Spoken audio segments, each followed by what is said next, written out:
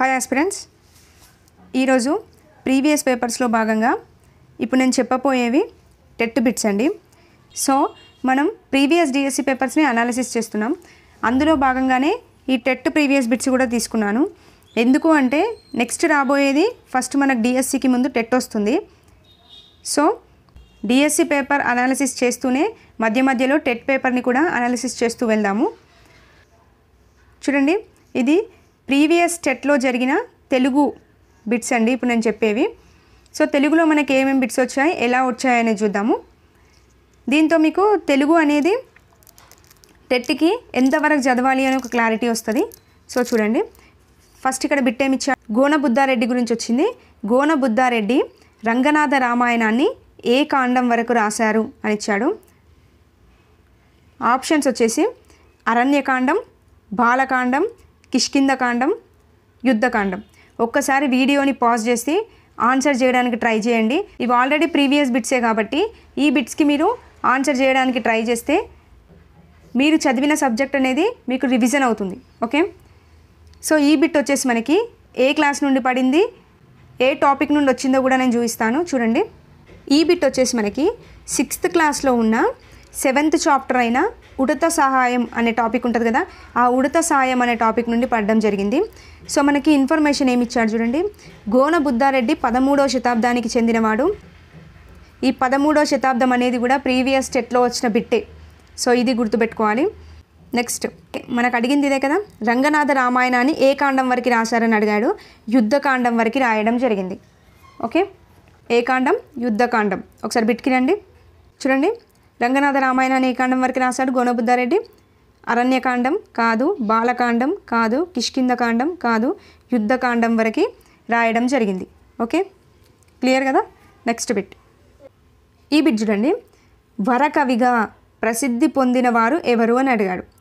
So ఎవరు వరకవిగా ప్రసిద్ధి పొందారు? టి కృష్ణమూర్తియా, next doctor Adarepu Chandramouli, next Gurram Jashuva, next Ravikanti Ramayya Gupta. ఇందులో వరకవి అనే బిరుదు ఎవరికి వచ్చిందో చూడాలి. సో ఈ బిట్ వచ్చేసి మనకి 7th క్లాస్లో ఉన్న 3rd చాప్టర్ మనకి శతక సుధా అని టాపిక్ ఉంటుంది కదా, ఆ టాపిక్లో నుండి రావడం జరిగింది.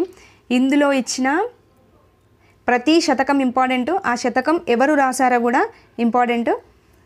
అతని యొక్క ఇన్ఫర్మేషన్ అనేది కంప్లీట్గా నేర్చుకోవాల్సి ఉంటుంది. అలాంటి కేటగిరీ నుంచి పడిన బిట్టే ఇది. చూడండి, నగ్న సత్యాలు రాసింది రావికంటి రామయ్య గుప్తా. ఈయనకి కవిరత్న అనే బిరుదు కూడా ఉంది. సో ఈయన గౌతమేశ్వర శతకం, గీతామృతం, వరద గోదావరి అనే రచనలు చేశాడు. ప్రీవియస్ టెట్ బిట్ గౌతమేశ్వర శతకం అని రాసింది ఎవరు అని అడిగాడు. సో ఇది ప్రీవియస్ టెట్ బిట్. నెక్స్ట్ ఈయనకే వరకవి మరియు మంత్రకూట వేమనగా కూడా ప్రసిద్ధి. ఈ మంత్రకూట వేమన అనేది కూడా ప్రీవియస్ టెట్ బిట్. సో ఇప్పుడు అడిగింది వరకవి, వరకవిగా ఎవరిని పిలుస్తారు అని అడిగాడు. ఆన్సర్ వచ్చేసి రావికంటి రామయ్య గుప్తా. క్లియర్. బిట్కి రండి. చూడండి, వరకవి ఎవరు?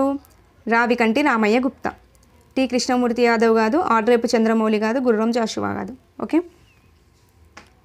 సో డెఫినెట్గా శతక కవులు టాపిక్లో ప్రతి శతకం గురించి ఇన్ డీటెయిల్గా నేర్చుకోండి. Okay, next bit. నెక్స్ట్ ఈ బిట్ చూడండి, వర్షయోగము అనే రచన చేసింది ఎవరు? ఆప్షన్స్ వచ్చేసి Gangula Saireddy, Acharya K Ruknuddin, doctor Palla Durgayya, TV Narayana. Okay, ఈ బిట్ వచ్చేసి మనకి 8th క్లాస్లో ఉన్న 11th చాప్టర్ కాపు బిడ్డ అని ఉంటుంది కదా, ఆ టాపిక్ నుండి రావడం జరిగింది. ఈ కాపు బిడ్డ అనే టాపిక్ని రాసింది గంగుల సాయిరెడ్డి. సో ఈయన తెలుగు పలుకులు, వర్షయోగము, మద్యపాన నిరోధము అనే ముద్రితాలను రాశాడు. గణిత రహస్యము, ఆరోగ్య రహస్యము అనే ఆముద్రిత రచనలను కూడా చేశాడు. సో మనకు అడిగింది వర్షయోగము. ఈ వర్షయోగము అనేది ఎవరి రచన అని అడిగారు? గంగుల సాయిరెడ్డి రచన. ఓకే, సో ప్రతి టాపిక్లో రచనలు అనేవి చాలా ఇంపార్టెంట్, డెఫినెట్గా చూసుకోవాలి. బిట్కి రండి. ఓకే, వర్షయోగము రాసింది ఎవరు? గంగుల సాయిరెడ్డి. రుక్నుద్దీన్ కాదు, పల్లా దుర్గయ్య కాదు, టివి నారాయణ కాదు. ఓకే, నెక్స్ట్ బిట్, సత్యవతి స్వాంతనం అనేది ఎవరి యొక్క రచన అని అడిగాడు. ఆప్షన్స్ వచ్చేసి పండిత రామసింహ కవి, next Kakutsam Sheshappa Kavi, next Maringanti Purushottamacharyulu, next Vanamamalai Varadacharyulu. Okay, ఈ బిట్ వచ్చేసి మనకి చూడండి 8th క్లాస్లో ఉన్న మనకి 5th చాప్టర్ శతక సుధ అనే టాపిక్ నుండి వచ్చింది. చూడండి వరకవి అనేది కూడా శతక సుధ నుంచి వచ్చింది. ఇప్పుడు ఈ బిట్ కూడా మనకి శతక సుధ నుండి రావడం జరిగింది. అంటే శతక సుధ అనే టాపిక్ ఎంత ఇంపార్టెంటో చూసుకోండి. శ్రీ వెంకటేశ్వర శతకం దీన్ని రాసింది మరింగంటి పురుషోత్తమాచార్యులు. సో ఈయన గోదాదేవి, యాదగిరి లక్ష్మీ నరసింహ శతకం, గోదావరి, సత్యవతి స్వాంతనం, మారుతి అనే రచనలు చేశాడు. సో మనకు అడిగింది ఏంటి, సత్యవతి స్వాంతనం ఇది ఎవరు రాశారు అని అడిగాడు. ఆన్సర్ వచ్చేసి మరింగంటి పురుషోత్తమాచార్యులు. ఓకే, దీంట్లో మారుతి అనే రచన ఎవరిది అని కూడా ప్రీవియస్ టెట్ బిట్ వచ్చింది. నెక్స్ట్ విద్వత్ కవి అని ఎవరిని పిలుస్తారు అని కూడా అడిగాడు. ఇది కూడా ప్రీవియస్ టెట్ బిట్. ఓకే, బిట్కి రండి. చూడండి ఇప్పుడు సత్యవతి స్వాంతనం ఎవరు రాశారు, మరింగంటి పురుషోత్తమాచార్యులు. పండిత రామసింహ కవి కాదు, కాకుత్సం శేషప్ప కవి కాదు, వానమామలై వరదాచార్యులు కాదు. Okay, clear. Next bit. Next ఈ బిట్ చూడండి, ద్వాంతం అనే పదానికి అర్థం ఏంటి అని అడిగాడు. ఆప్షన్స్ వచ్చేసి వెలుగు, నెక్స్ట్ దగ్గర, నెక్స్ట్ చీకటి, నెక్స్ట్ ద్వారం.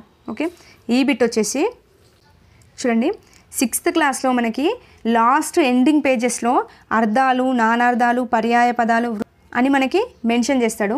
సో అందులో భాగంగా మనకి పర్యాయ పదాలు అని టాపిక్ ఉంటుంది కదా, దాంట్లో నుంచి ఈ బిట్టు పడింది. సో ద్వాంతం అంటే ఏంటి అని అడిగాడు. ద్వాంతం అంటే చీకటి అని అర్థం. ఓకే, చీకటి, అంధకారం, ఇరులు అనే అర్థాలు వస్తాయి ద్వాంతానికి. ఓకే, బిట్కి రండి. ద్వాంతం అంటే ఏంటి, పర్యాయ పదాలు వెలుగు కాదు, దగ్గర కాదు, చీకటి అనేది అవుతుంది, నెక్స్ట్ ద్వారం కాదు. Okay, next bit. అగ్గలం అనే పదానికి అర్థం అడిగాడు. ఆప్షన్స్ వచ్చేసి అగ్గి, అధికం, అధ్వాన్నం, అదృష్టం. ఈ అగ్గలం అనే పదానికి అర్థం అనేది చూడాలి. సో ఈ బిట్ వచ్చేసి మనకి చూడండి 8th క్లాస్లో ఉన్న మనకి ఎండింగ్ పేజెస్లో అర్థాలు అనే టాపిక్ ఉంటుంది కదా, సో ఆ టాపిక్ నుండి వచ్చింది. అడిగింది ఏంటి, అగ్గలం కదా. ఈ అగ్గలం అనే పదానికి అర్థం అధికం. ఓకే, అధికం అనే అర్థం వస్తుంది. సో ఇప్పుడు బిట్కి రండి. చూడండి ఏంటి అర్థం, అగ్గలం అనే పదానికి అధికం అనేది ఆన్సర్ అవుతుంది. ఓకే, అగ్గి కాదు, అధ్వాన్నం కాదు, అదృష్టం కాదు. ఓకే, నెక్స్ట్ ఈ బిట్ చూడండి, సంధ్యనం అనే పదానికి పర్యాయ పదాలు ఏంటి అని అడిగాడు. సో ఆప్షన్స్ వచ్చేసి సందు, వీధి, నెక్స్ట్ తేరు, పడవ, నెక్స్ట్ రథము, తేరు, నెక్స్ట్ రథము, బండి. ఓకే, పదం ఏంటి, సంధ్యనం. సో ఈ బిట్ వచ్చేసి 7th క్లాస్లో మనకి ఎండింగ్ పేజెస్లో పర్యాయ పదాలు అని ఉంటుంది కదా, అందులో నుండి పడింది. చూడండి మనకి సంధ్యనం అని అడిగాడు. సో దీనికి పర్యాయ పదాలు వచ్చేసి రథము, తేరు, అరథము అనేవి సంధ్యనం యొక్క పర్యాయ పదాలు అవుతాయి. ఓకే అండి, సంధ్యనం అంటే ఏంటి, రథము, తేరు, అరథము.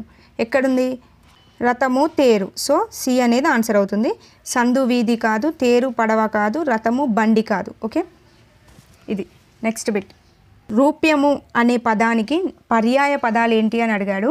చూడండి పర్యాయ పదాలు, నానార్థాలు, అర్థాలపై నుండి ఎన్ని బిట్స్ వచ్చాయి చూడండి.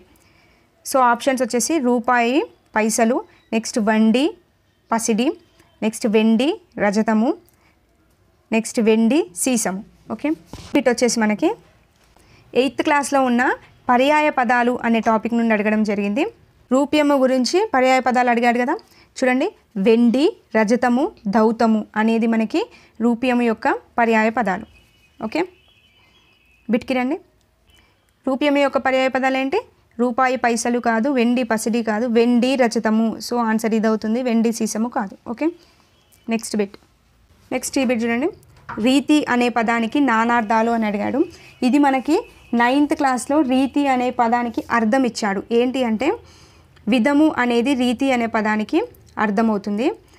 సో ఇంకా నానార్థాలు ఏమవుతాయి అంటే విధము, మేర, ఇత్తడి అనేవి ఈ రీతి యొక్క పర్యాయ పదాలు. సో పసిడి కాదు, ఇత్తడి అనేది అవుతుంది, ఇనుము కాదు, రాగి కూడా కాదు. ఓకే, ఆన్సర్ వచ్చేసి విధము, ఇత్తడి, మేర అనేది కూడా దీన్ని నానార్థంగా తీసుకోవచ్చు. Okay, next bit. చూడండి, వర్షాలు కురిశాయి, పంటలు బాగా పండాయి. అనేది ఏ వాక్యం అని అడిగాడు. ఆప్షన్స్ వచ్చేసి సంక్లిష్ట వాక్యం, సంయుక్త వాక్యం, సామాన్య వాక్యం, సంస్కృత వాక్యం. ఇది వచ్చేసి మనకు టెక్స్ట్ బుక్ నుండి డైరెక్ట్ బిట్టండి. చూడండి 8th క్లాస్లో మనకి 4th చాప్టర్ ఉంటుంది చూడండి, అసామాన్యులు అని టాపిక్ ఉంటుంది. ఆ టాపిక్ అయిపోయిన వెంటనే మనకి తెలుగు గ్రామర్ పాటిస్తాడు. అందులో సంక్లిష్ట వాక్యం, సంయుక్త వాక్యం గురించి మెన్షన్ చేశాడు. చూడండి మనకి ఏమడిగాడు, వర్షాలు కురిశాయి, పంటలు బాగా పండాయి అని ఇచ్చాడు. సో ఇది వచ్చేసి మనకి సంయుక్త వాక్యం కిందికి వస్తుంది. ఓకే, డైరెక్ట్ బిట్ ఇది. చూడండి దీన్ని బట్టి తెలుగుకి టెక్స్ట్ బుక్ అనేది ఎంత ఇంపార్టెంట్. సో ఇప్పుడు వర్షాలు కురిశాయి, పంటలు బాగా పండాయి అనేది ఏ వాక్యం కిందికి వస్తుంది? సంక్లిష్ట వాక్యం కాదు, సంయుక్త వాక్యం కిందికి వస్తుంది. సామాన్య వాక్యము కాదు, సంస్కృత వాక్యము కాదు, సంయుక్త వాక్యం. Okay, next bit. నెక్స్ట్, వండిన కుండ అనేది ఏంటి? జాతీయమా, సామేతన, విగ్రహ వాక్యమా, నుడికారమా అని అడిగాడు. ఇది మనకి డైరెక్ట్గా పడిన బిట్టే చూడండి. ఇది కూడా మనకి 8th క్లాస్లో మనకి మెయిన్ టాపిక్స్ అన్నీ పద్యభాగం మొత్తం అయిపోయిన తర్వాత ఉపవాచకం స్టార్ట్ అవుతుంది కదా, ఉపవాచకం స్టార్ట్ అయ్యే ముందు పేజ్లో మనకి ఇవి మెన్షన్ చేశాడు. మనకు అడిగింది ఏంటి? వండిన కుండ. వండిన కుండ అనేది మనకి జాతీయం కిందికి వస్తుంది. ఓకే, చూసుకోండి, ఇది చాలా ఇంపార్టెంట్ ఈ పేజ్లో ఇచ్చినవన్నీ కూడా. ఓకే, సో ఏంటి ఇప్పుడు వండిన కుండ అనేది జాతీయం అవుతుంది, సామేత కాదు, విగ్రహవాక్యం కాదు, నుడికారం కాదు. Okay, next bit. చంపకమాల గురించి వచ్చింది. చంపకమాల పద్యంలో యతి స్థానం ఎంత అని అడిగారు. ఆప్షన్స్ వచ్చేసి పాదంలో 10వ అక్షరం, 11వ అక్షరం, 12వ అక్షరం, 13వ అక్షరం. ఈ బిట్ వచ్చేసి మనకి చూడండి 8th క్లాస్లో మనకి 11th చాప్టర్ కాపు బిడ్డ అనే టాపిక్ తర్వాత మనకిచ్చిన గ్రామర్లో ఈ బిట్ ఉంటుంది. సో ఉత్పలమాల గురించి మెన్షన్ చేశాడు, చంపకమాల గురించి మెన్షన్ చేశాడు. చంపకమాల గురించి చూడండి, ఇది వృత్త పద్యం. ఇందులో 4 పాదాలు ఉంటాయి. ప్రతి పాదంలో లజబజ జజ్జర అనే గణాలు ఉంటాయి. ప్రతి పాదంలో 11వ అక్షరం యతి స్థానం. మనకు అడిగింది యతి స్థానమే కదా, ఎన్నవ అక్షరం? 11వ అక్షరం. సో టెట్లో అయితే మనకి ఛందస్సులో ఉత్పలమాల, చంపకమాల, శార్దూలం, మత్తేబం ఈ 4 చూసుకుంటే సరిపోతుంది. కందం, సీసం, తేటగీతి ఆ లెవెల్కి మాత్రం వెళ్ళడు. సో ఈ 4 చూసుకోండి, టెట్కి సరిపోద్ది. సో 11వ అక్షరం మనకి చంపకమాల యొక్క యతిస్థానం అవుతుంది. 10వ అక్షరం అనేది కాదు, ఇది ఉత్పలమాలది అవుతుంది. 12వ అక్షరం కాదు, 13వ అక్షరం వచ్చేసి మనకి శార్దూలంది అవుతుంది. Okay, next bit. ఈ బిట్ చూడండి, ఉపమేయాన్ని ఉపమానంగా ఊహించడం అనేది ఉపమాలంకారమా, రూపకలంకారమా, అతిశయోక్తి అలంకారమా, ఉత్ప్రేక్ష అలంకారమా? సో ఉపమేయాన్ని ఉపమానంగా ఊహించడం. ఈ బిట్ వచ్చేసి మనకి 8th క్లాస్లో మనకి 10th చాప్టర్ ఉంటుంది, సింగరేణి అని, ఆ టాపిక్ నుండి వచ్చింది. సో ఉత్ప్రేక్ష అలంకారం గురించి ఇచ్చాడు. ఏంటి? పోలికను ఊహించి చెబితే, అంటే ఉపమేయాన్ని ఉపమానంగా ఊహించి చెబితే దాన్ని ఉత్ప్రేక్ష అలంకారం అంటారు. ఓకే, అడిగింది అదే కదా, ఉపమేయాన్ని ఉపమానంగా ఊహించడం. చూడండి మనకి ఉపమేయాన్ని ఉపమానంగా ఊహించడం ఉత్ప్రేక్ష అలంకారం అవుతుంది. ఉపమా అలంకారం కాదు, రూపక కాదు, అతిశయోక్తి కాదు. Okay, clear. నెక్స్ట్ బిట్ చూడండి, ఇదే మనకి ఈ సెషన్లో వచ్చిన తెలుగులో లాస్ట్ బిట్ అండి.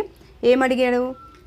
వికల్పము అనగా ఆప్షన్స్ వచ్చేసి సంధి తప్పక జరగడం, సంధి అసలే జరగకపోవడం, ఒకసారి సంధి జరిగి మరొకసారి జరగకపోవడం, 2 సార్లు సంధి జరగడం.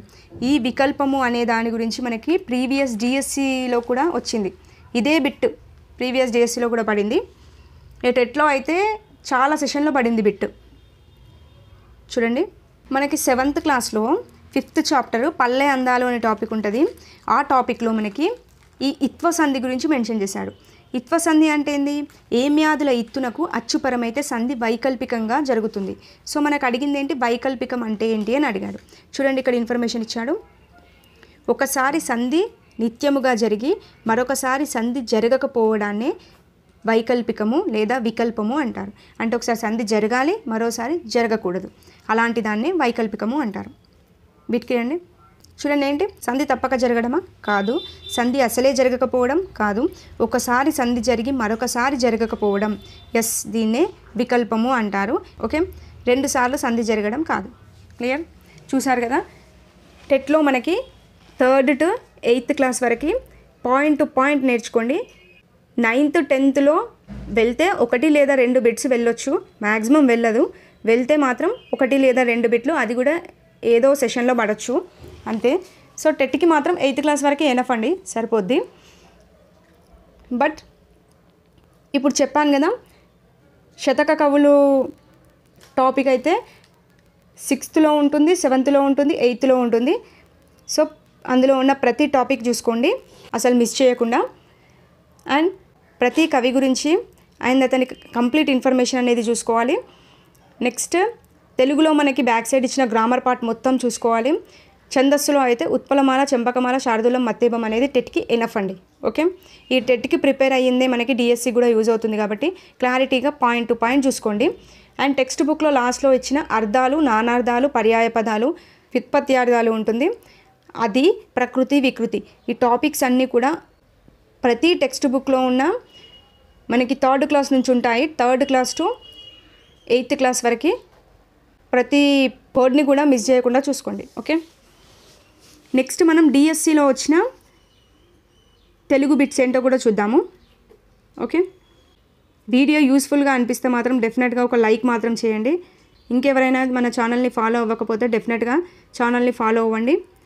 నెక్స్ట్ వీడియోతో మళ్ళీ కలుద్దాం. థ్యాంక్ యూ అండి. Thank you for watching.